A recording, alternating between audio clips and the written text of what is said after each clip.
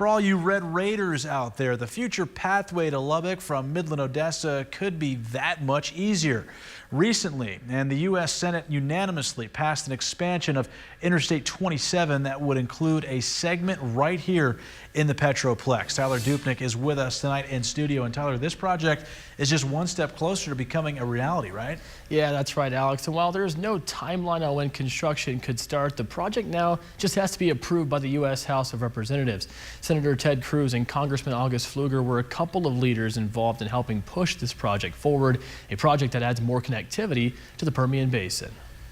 Adding Interstate 27 to Midland-Odessa is about much more than just another road. We really see it as part of an overall transportation network. For our region, the expansion creates more opportunity. Our work on improving I-20, I-10 and our connection to I-10, adding in I-14 and now I-27.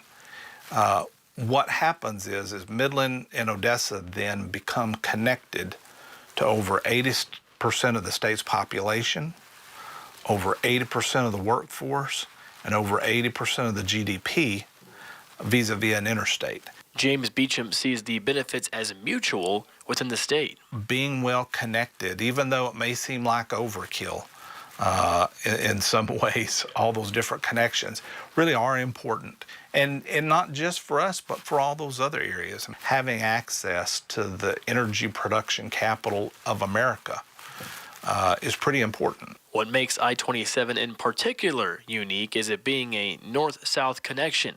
And Midland Mayor Lori Blong knows the importance behind that. Connecting us with a north-south interstate allows us to have energy transfer for those areas, but it also allows free flow of transportation for the fuel and fiber and food that's produced to the north of us in the Panhandle. And so it's this interconnectivity that comes with I-27. Another road is another example of growth in West Texas. We want to make sure that we have responsible growth that is looking towards the future, that we're able to care well for the population that lives here, but then also have safe roads and a safe future for the city of Midland.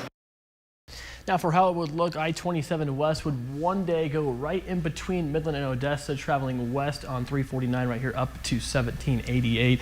And an I-27 East would go through Big Spring. Now, Beecham told me that with 349 north towards La Mesa, a growth corridor, this expansion would be important for safety as well. Alex?